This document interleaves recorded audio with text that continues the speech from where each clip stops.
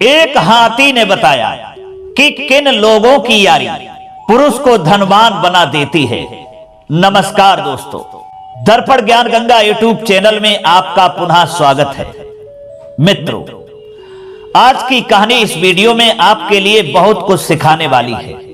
इस वीडियो में आज का विषय है कि किन लोगों की यारी अर्थात किन लोगों की मोहब्बत पुरुष के लिए धनवान बना देती है, यानी अमीर बना देती है। जिसमें एक हाथी और बढ़ई की कहानी को दर्शाया गया है, उनके प्रेम को दर्शाया गया है, उनकी मोहब्बत को दर्शाया गया है, जो आपके लिए बहुत ही मोटिवेशनल है।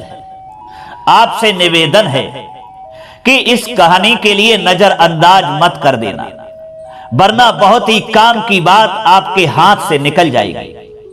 इसलिए आप हमारी कहानी को ध्यानपूर्वक शुरू से अंत तक सुनने की ही कोशिश करना। चलिए दोस्तों, अब शुरू करते हैं ये कहानी। प्रिय दोस्तों, एक समय की बात है, किसी नगर के मोहल्ले में कुछ बढ़ई रहते थे। ये लोग जंगल से लकड़ियां काटते और उससे कई तरह की चीजें बनाते और बेचते और अपने परिवार का भरण पोषण किया करते थे। मित्रों, इसी मोहल्ले में धनी और मनी नाम के दो बढ़ई भी रहते थे, जो आपस में मित्र भी थे। ये दोनों मित्र सुबह नहा धोकर अपनी नाव को लेकर गंगा जी के पार जंगल में चले जाते। नाव को गंगा तट पर खड़ा करके वे दोनों लकड़ियां काट लाते और उन्हें नाव में भर के वापस घर लौट आते। दोस्तों, इसी तरह कई बरस बीत गए। धनी और मनी महसूस कर रहे थे कि इतनी कड़ी मेहनत करने पर भी गरीबी और परेशानी उनका पीछा नहीं छोड़ती, जबकि उसी शहर में बड़े बड़े अमीर लोग रहते थे। अमीर और सुखी बनने की चिंता में दोनों मित्र चिंता में डूबे रहते थे, किंतु उन्हें ऐसा लगता था कि शायद गरीबी और चिंताएं कभी उनका पीछा नहीं छोड़ेंगी। दोस्तों, एक दिन की बात है, दोनों मित्र चिंता में डूबे हुए अपने काम में लगे हुए थे। अचानक उन्होंने एक लंगड़े हाथी को अपनी ओर आते हुए देखा। धनी बोला, अरे भाई, ये हाथी तो अपनी ही ओर आ रहा है। मनी ने उस हाथी को देखते हुए कहा, हाँ भाई, देख तो मैं भी रहा हूं कि जंगल को छोड़कर शहर की ओर कैसे ये हाथी आ गया, जबकि ये भली भांति जानता भी है कि शहर के लोग इसके साथ भलाई नहीं करेंगे। दोस्तों, इसी बीच हाथी उनके घर के अंदर आ गया। उसकी एक टांग ऊपर उठी हुई थी, जिसमें से खून बह रहा था। दर्द के मारे हाथी इतना तड़प रहा था कि उसकी आंखों से आंसू बह रहे थे। वह पीड़ा अत्यधिक परेशान कर रही थी। दोस्तों, उसे ऐसा देख करके तब धनी ने कहा मनी से, भाई, ये तो बहुत दुखी है बेचारा। मनी ने कहा, हाँ भाई, लगता है इसके पांव में कोई चीज चुभ गई है, जिसके कारण खून भी बह रहा है और दर्द के मारे ये तड़प भी रहा है। दर्शक बंधु, हाथी बेचारा जमीन पर लेट गया था। दोनों मित्रों ने मिलकर पहले तो उसके पांव को कपड़े से साफ किया। फिर उन्होंने देखा कि लोहे का एक लंबा और मोटा टुकड़ा उसके पांव के अंदर घुस गया है, जिसके कारण पांव से खून निकल रहा है। धनी अपना जमूर उठा लाया। मनी ने हाथी के पांव को दोनों हाथों से कस करके पकड़ लिया। फिर धनी ने जमूर से उस लोहे को पकड़कर पूरी ताकत से खींच लिया। लोहा हाथी के पांव से बाहर आ गया, जिसके साथ ही खून की मोटी धारा बहने लगी। मित्रों, तब धनी ने कहा, मनी भाई, एक कपड़ा और दवाई लेकर आओ ताकि घाव पर हम बांध दें। मनी जल्दी से एक पुराना कपड़ा और दवाई लेकर के आया। फिर दोनों ने घाव पर दवाई लगाकर पट्टी बांध दी। अब हाथी के पांव का दर्द पहले से कम था। मित्रों, थोड़े ही दिनों में हाथी ठीक हो गया। जैसे ही वह जंगल की ओर जाने लगा, वो दोनों मित्रों की ओर प्यार भरी नजरों से देखते हुए बोला कि हे भाइयों, तुमने जो सेवा की है मैं उसे कभी नहीं भूल सकूंगा। हाँ, मैं अब आपसे मिलने रोज आया करूंगा, साथ ही तुम्हारे लिए जंगल से लकड़ियां भी ले आया करूंगा। अतः हाथी इतनी बात कहकर वहां से चला गया। दोस्तों, दोनों मित्र बहुत ही खुश थे कि उन्हें एक नया दोस्त मिल गया जो उनके लिए काम भी करेगा। आपस में दोनों दोस्त विचार करते हैं, लगता है भगवान ने हमारी प्रार्थना सुन ली है। दूसरे दिन से ही हाथी उनके लिए जंगल से लकड़ियां लाने लगा। जितनी लकड़ी वे दोनों कई दिनों में लाते थे, उतनी लकड़ियां तो हाथी एक दिन में ही ले आता। दर्शक बंधुओं, हाथी की कृपा से धनी और मनी दिन प्रतिदिन अमीर होते चले गए। अब तो गरीबी और चिंता नाम की कोई बात नहीं थी। अब तो उनके दिन ही पलट गए। सारे शहर में इन दोनों की चर्चाएं होने लगी। इसी तरह से कई वर्ष बीत गए। मित्रों, एक दिन हाथी अपने साथ एक बच्चे को लिए हुए उनकी ओर आ रहा था, तो दोनों मित्रों ने आश्चर्य से देखा और दोनों ने आपस में एक दूसरे से कहा, देखिए ये बच्चा बड़ा ही सुंदर है, कितना प्यारा लग रहा है। हाथी जैसे ही उनके घर में आया तो उसने कहा, देखो मेरे मित्रों, अब मैं बूढ़ा हो चला हूं, मुझ में अब उतनी ताकत नहीं रही कि मैं आप लोगों की सेवा कर सकूं। इसलिए कल से मेरे स्थान पर मेरा बेटा आपकी सेवा करेगा। यही समझ लेना कि मैं ही आपकी सेवा कर रहा हूं। दोस्तों, धनी और मनी दोनों ही उस हाथी के युवा बच्चे को देखकर बहुत ही खुश हुए और मन ही मन कहने लगे कि चलो अच्छा हुआ, अब बूढ़े के स्थान पर जवान उनके लिए काम करेगा। कहा भी है कि जवानी में शक्ति अधिक होती है। इस प्रकार वे पहले से अधिक धन कमा लेंगे। धन का लोभ हर किसी को अंधा बना देता है। दोस्तों, दूसरे दिन से ही हाथी का बच्चा जंगल से लकड़ियां उठा करके लाने लगा। जवानी में उसका बाप भी यही काम करता था। बड़े बड़े पेड़ों को जड़ों सहित उखाड़ कर अपनी सूंड में लपेटे खुशी खुशी झूमता हुआ आता था। जब काम ना होता तो वह हाथी का बच्चा उनके बच्चों से खेलने लगता। बच्चे हाथी के साथ खेलकर बड़े ही खुश होते। कोई बच्चा उसकी सूंड के साथ झूलने लगता, कोई पूंछ को पकड़कर नाचने लगता, कोई उसके लंबे कानों से ही खेलने लगता था। फिर सबके सब उसकी पीठ पर सवार होकर घूमने चले जाते। हाथी भी उन बच्चों से बहुत प्रेम करता था। दर्शक भाइयों, इसी तरह से हाथी के इस बच्चे के साथ इस परिवार का समय व्यतीत होने लगा था। अब धनी और मनी गरीब बढ़ ही नहीं रहे थे। वे तो इस हाथी की कृपा से अच्छे खासे धनी हो गए थे। मोहल्ले के लोग अब उन्हें बहुत इज्जत और सत्कार से देखते थे। उन्हें अब धनी राम और मनी राम के नाम से पुकारा जाने लगा। समय ने जैसे सब कुछ बदल दिया था। हाथी के साथ एक बार भला करने से उन्हें जीवन का हर सुख मिल रहा था। दोस्तों, एक दिन की बात थी। जैसे ही राजा के हाथी गंगा तट पर पानी पीने के लिए गए, तो वे हाथी गंगा तट पर ही खड़े रहे। ना तो उन्होंने पानी पिया और ना ही नहाने के लिए नदी में उतरे। महावत लोग हाथियों की यह हालत देखकर चिंतित हुए। उन्होंने आगे बढ़कर के नदी में झांक करके देखा कि क्या कारण है जिसकी वजह से ये हाथी पानी में नहीं जा रहे हैं, बस पानी सूंघ कर वापस आ जाते हैं। दोस्तों, महावत ने देखा कि नदी में किसी हाथी की लीद बहकर आ रही थी। इस लीद को सूंघकर यदि हाथी डर गए हैं तो अवश्य ही किसी बहादुर हाथी की यह लीद होगी। एक महावत ने फिर दूसरे महावत से कहा कि ऐसा बहादुर हाथी तो हमारे महाराज के पास होना चाहिए। सब महावत बोले, हाँ हाँ चलो महाराज से कहते हैं कि वे इस हाथी की तलाश करें। जिधर से ये लीद आई है उधर अवश्य वह बहादुर हाथी होगा। दोस्तों, महावत लोग राजा के पास पहुंचे। उन्होंने बहादुर हाथी की सारी कहानी राजा को कह सुनाई। राजाओं को तो हाथी पालने का शौक होता ही है, फिर बहादुर हाथी उनके लिए सबसे बड़ा उपहार होता है। दोस्तों, जैसे ही महावतों ने राजा को बात बताई, राजा भीम सिंह तुरंत अपने कुछ सैनिकों और महावतों को लेकर उधर नदी की ओर चल पड़े जिधर से पानी आ रहा था। एक लंबी यात्रा और खोज के पश्चात राजा उस मोहल्ले में पहुंच गए जहां धनीराम और मनीराम रहते थे। उनके घर के बाहर ही वह सफेद और बहादुर हाथी खड़ा था। दोस्तों, हाथी को देखते ही महावत चिल्लाया, यही है महाराज सफेद हाथी, देखो कितना सुंदर है। ऐसा हाथी केवल राजमहल में ही शोभा देता है। इसका इन लोगों की बस्ती में क्या काम है। राजा ने मनीराम और धनीराम को अपनी गर्जदार आवाज सुनाई और उन्हें पास में बुलाया और उनसे कहा कि ये हाथी क्या तुम्हारा है।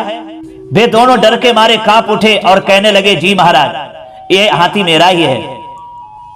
तब राजा ने कहा, सुनिए धनीराम और मनीराम, हम इस हाथी को खरीदना चाहते हैं।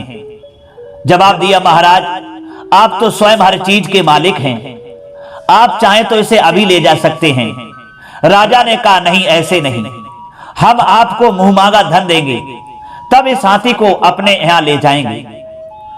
दोनों ने कहा, महाराज, हम आपके आगे कैसे जुबान खोल सकते हैं, हम आपके गुलाम हैं। डर के मारे उनका बुरा हाल हो रहा था। दोस्तों, तब राजा ने कहा मंत्री जी से कि मंत्री जी, इन दोनों को 10-10 हजार मोहरें दे दो। मंत्री ने राजा के सामने सिर झुका दिया और कहा कि जैसी आज्ञा महाराज। इधर मंत्री ने दोनों के लिए 10-10 हजार मोहरें दी। उसके बाद में राजा ने उनसे कहा कि देखिए धनीराम और मनीराम, अब तो आप खुश होंगे, अब हम आपके हाथी को ले जा सकते हैं। तब दोनों ने अपना सिर हिला करके राजा की हां में हां मिला दी। फिर दोनों आश्चर्यचकित होकर के वो मोहरें देखने लगे। अरे, हमारे पास 10 हजार मोहरें, अब तो हमारे समान कोई अमीर नहीं होगा। दोस्तों, क्या वे इतने अमीर बन सकते थे? उन्होंने कभी सपने में भी ऐसा नहीं सोचा था। राजा के आदमी हाथी को लेकर महल की ओर चल दिए। राजमहल में इस सफेद और बहादुर हाथी को शाही हाथी की पदवी मिली। उसका कारण था कि राजा भीम सिंह ने इस हाथी का हार्दिक प्यार, राजा जिस समय पूजा करने जाते तो ये हाथी उनके लिए ताजे फूल वन से लेकर के आता। पूजा के बाद में जब राजा महल में आते तो उस समय तक हाथी अनेक प्रकार के ताजे फल उनके लिए लेकर के आ जाता। जब राजा विश्राम कर रहे होते तो हाथी बाहर खड़ा होकर के पहरा देता था। दर्शक भाइयों, राजा भीम सिंह की शादी को कई बरस बीत गए थे, किंतु उसके कोई संतान नहीं हुई थी। परंतु जैसे ही ये हाथी राजमहल में आया तो रानी गर्भवती हो गई। राजा भीम सिंह को जब इस बात की सूचना मिली तो वे अत्यंत ही खुश हुए। उन्होंने अपने मंत्रियों को बुला करके कहा कि ये हाथी हमारे लिए बहुत ही भाग्यशाली है। जिस औलाद और शासन के वारिस के लिए हम इतने वर्षों से चिंतित थे, इस हाथी के आते ही हमारी चिंता दूर हो गई। हम इसी खुशी में इस हाथी को आधे राज्य का भागीदार बनाते हैं। आज से इस राज्य का आधा हिस्सा इस हाथी के नाम पर कर दिया गया है। दोस्तों, सब लोगों ने राजा के इस फैसले की जी भर करके प्रशंसा की। हाथी ने अपनी सूंड राजा के चरणों में झुकाकर उनका बहुत बहुत धन्यवाद किया। कहते हैं कि समय बड़ा बलवान होता है। उधर राजा भीम सिंह भी इसी समय के हाथों जकड़े गए। वे ऐसे बीमार हुए कि पलंग से ना उठ सके और एक दिन आया कि मौत ने राजा भीम सिंह का गला दबोच ही लिया और वे सदा के लिए संसार से चले गए। दोस्तों, ये खबर मंत्रियों को जैसे ही मिली तो वे सबके सब बहुत ही चिंतित हुए। उदासी और दुखों का भयंकर तूफान सारे राज्य में आ चुका था, किंतु धैर्य के बिना और कोई मार्ग उनके सामने नहीं था। प्रिय दोस्तों, मंत्रीगण ये बात अच्छी तरह से जानते थे कि शाही हाथी को राजा से बहुत अधिक प्यार था। वह हाथी राजा की मृत्यु की खबर जब सुनेगा या तो प्राण त्याग देगा या फिर दुख से पागल हो जाएगा। इसलिए उन लोगों ने मिलकर यह निर्णय किया कि राजा की मृत्यु की खबर हाथी को न दी जाए और हाथी से यही कहा जाए कि महाराज तीर्थ यात्रा के लिए निकल गए हैं। दोस्तों, ऐसी ही सूचना शाही हाथी को दे दी गई। उधर पड़ोसी राजा जयसिंह ने जब ये खबर सुनी तो उसने सोचा कि भीम सिंह के राज्य पर कब्जा करने का यही सबसे अच्छा मौका है। मौका पाते ही राजा जयसिंह ने हमला बोल दिया। दोस्तों, किसी ने सत्य ही कहा है कि जिस देश का कोई राजा ना हो तो उसकी सेना में ना तो एकता होती है और ना ही उतनी शक्ति होती है। इधर राजपुरोहित को घर बुलाया गया। महामंत्री ने उनके लिए सारी स्थिति बतलाई। इधर रानी रूपमती एक सप्ताह तक बच्चे को जन्म देने वाली थी, इसलिए फिर राजा जयसिंह को एक सप्ताह के लिए युद्ध टालने के लिए कहा जाए, यही फैसला किया गया। उसी समय एक राजदूत को राजा जयसिंह के पास भेजा गया। इस प्रकार दूत ने जाकर के कहा, हमारे राजमहल से आपके लिए सूचना है कि 1 सप्ताह तक युद्ध टाल दिया जाए, उसके बाद में युद्ध किया जाएगा। इस प्रकार 1 सप्ताह के लिए युद्ध तो टल गया। इधर दोस्तों 1 सप्ताह के बाद राजकुमार शतायु का जन्म हुआ, जिसे पैदा होते ही राज तिलक कर दिया गया। सेना को युद्ध के लिए भेजा गया, जैसे राजा को वचन दिया था। दोस्तों दोनों ओर से सेनाएं युद्ध के लिए एक दूसरे के सामने खड़ी थी। भीम सिंह की सेना युद्ध के लिए आगे बढ़ने लगी, किंतु राजा के बिना सेना कहां तक युद्ध करती।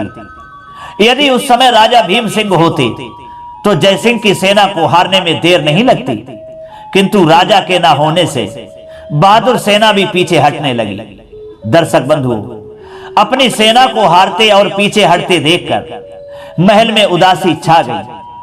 सभी मंत्रीगण इकट्ठे होकर रानी के पास पहुंचे।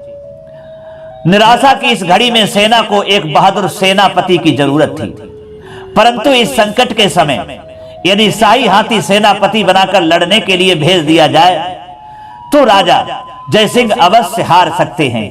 महामंत्रियों ने रानी से हाथ जोड़ करके ये प्रार्थना की। तो दोस्तों महामंत्री की बात रानी को ठीक लगी, किंतु उसे इस बात का भी दुख था कि हाथी को अभी तक राजा की मृत्यु की सूचना नहीं दी थी। परंतु अब जो कुछ हो चुका था उसके लिए सोचना बेकार था। अब तो देश को बचाने का एक ही रास्ता नजर आ रहा था कि हाथी को सारी कहानी बता दी जाए और सेना का सेनापति बना करके भेज दिया जाए। दोस्तों वही हुआ। रानी की आज्ञा पाते ही शाही हाथी को बुलाया गया। सबसे पहले रानी ने हाथी को राजा के मरने की खबर सुनाई। हाथी को यह खबर सुनकर बहुत ही दुख हुआ।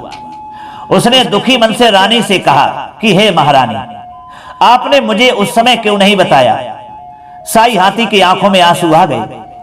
तब रानी ने कहा, हम जानते थे कि तुम महाराज की मृत्यु का समाचार सुनकर रह नहीं पाओगे, या तो मृत्यु को खुद ही प्राप्त हो जाओगे या पागल हो जाओगे, इसलिए मैंने आपको नहीं बताया। लेकिन इस समय हमारे नए महाराज की जान खतरे में है, क्योंकि हमारे पड़ोसी राजा जयसिंह ने हमारे देश पर हमला कर दिया है। वे लोग सबसे पहले युवराज को जान से मारेंगे। क्या तुम ऐसा होने दोगे? हाथी कहने लगा, नहीं नहीं, कदापि नहीं, ये नहीं हो सकता। मैं राजा जयसिंह से जाकर के लड़ूंगा, मैं युवराज की रक्षा करूंगा। दोस्तों क्रोध भरा शाही हाथी राजमहल से बाहर निकला। उसने अपने दूसरे साथी हाथियों को इकट्ठा कर दिया। इस प्रकार हाथियों की एक पूरी सेना तैयार होकर अपनी सेना के आगे वह हाथी चलने लगा। उधर जयसिंह की सेना बहुत आगे बढ़ आई थी। राजा भीम सिंह की सेना निरंतर पीछे हट रही थी। हाथियों की सेना ने चिंगाड़ते हुए राजा जयसिंह की सेना पर हमला कर दिया।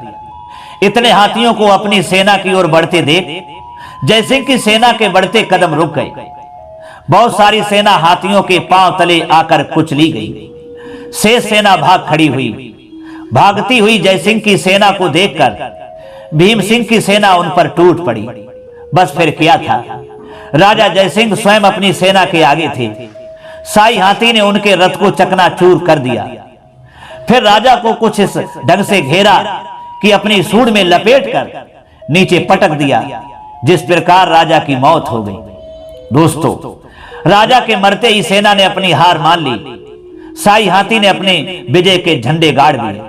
इधर जैसे ही शाही हाथी विजय प्राप्त कर राजमहल की ओर वापस आता है तो उसका हार्दिक स्वागत किया गया। शाही हाथी ने छोटे राजकुमार के आगे सिर झुका करके कहा कि युवराज, मुझे तुम्हारे पिता की मृत्यु का बहुत दुख है। अब से मैं तुम्हारे साथ हूं। मेरी यही कामना है कि तुम बड़े होकर एक महान राजा बनना। विजय सदा तुम्हारे साथ रहे और गरीबों की सदा सहायता करना। कहते हैं जो गरीबों की सहायता करता है वही सबसे बड़ा संसार का अमीर माना जाता है। उसके घर में हर खुशियां आती हैं और हमेशा उसकी विजय होती है। जिस तरह से तुम्हारे यहां भी विजय का डंका बजता रहेगा। दोस्तों जानते हैं वही बालक बड़ा होकर बोध उत्सव बना। अपनी बहादुरी के लिए वह विश्व में विख्यात हो गया। तो दोस्तों ये कहानी जो थी एक हाथी और बढ़ई लोगों की थी। किस तरह से हाथी और उन दो बढ़ई यानी धनीराम और मनीराम में मित्रता होती है। और फिर किस तरह से वह हाथी मनीराम धनीराम बढ़ई की गरीबी को दूर कर देता है और वह बहुत ही अमीर बन जाते हैं।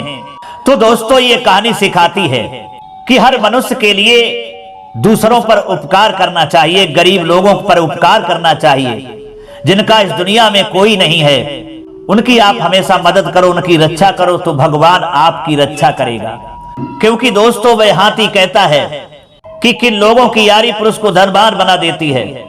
तो जो उपकार करने वाले लोग होते हैं, जो गरीबों की मदद करते हैं, उनकी रक्षा करते हैं, जिन दुखियों का इस संसार में कोई नहीं होता, और जो लोग उनके दुख में जाकर के दुखी हो जाते हैं, उनके साथ खड़े हो जाते हैं, तो ऐसे ही उपकार और परोपकार करने वाले व्यक्तियों की यारी मनुष्य को धनवान बना देती है। जिस तरीका से उन दो बढ़ई धनीराम और मनीराम ने उस हाथी के पैर से जो कील निकाली हुई थी, उससे वह हाथी मोहब्बत मान गया, हाथी ने यारी कर ली, और उस हाथी की यारी ने उन धनीराम और मनीराम को बहुत अमीर आदमी बना दिया। और वह हाथी कहता है कि उन्हीं बढ़ई धनीराम और मनीराम की यारी ने उस हाथी को आधे राज्य का मालिक बना दिया, आधे राज्य का राजा बना दिया। क्योंकि जो उपकार हाथी के ऊपर धनीराम और मनीराम ने किया था, और वही उपकार का बदला उस हाथी ने भी चुकाया, जो उनके यहाँ काम किया और उन्हें अमीर आदमी बना दिया। कहने का तात्पर्य यह है दोस्तों कि एक दूसरे ने एक दूसरे के ऊपर उपकार किया, और एक ही दूसरे की यारी से, मोहब्बत से उधर बढ़ई धनीराम मनीराम भी अमीर बन गए और उधर हाथी भी राजा बन गया। तो दोस्तों, इस कहानी का प्रमुख सार तो यही है कि जो लोग उपकार करने वाले हैं, जो लोग गरीबों की मदद करते हैं, रक्षा करते हैं, परोपकारी हैं, परस्वार्थी हैं, तो ऐसे लोगों की ही यारी, ऐसे लोगों की ही मोहब्बत इंसान के लिए संसार का अमीर आदमी बना देती है, और वह कभी गरीब नहीं रहता। तो दोस्तों, कैसी लगी हमारी ये कहानी? हमें उम्मीद है ये कहानी आपको जरूर समझ में आई होगी। अगर ये कहानी आपको समझ में आई है तो जरूर कमेंट बॉक्स में बताना, हो सके तो अपने दोस्तों के लिए भी शेयर करना। अब क्षमा चाहते हैं प्रिय दर्शकों, पुनः मिलेंगे अगली वीडियो में किसी और चर्चा में। तब तक के लिए सब्सक्राइबर बंधु एवं दर्शक भाइयों के लिए राधे कृष्णा, ओम नमः शिवाय, नमस्कार।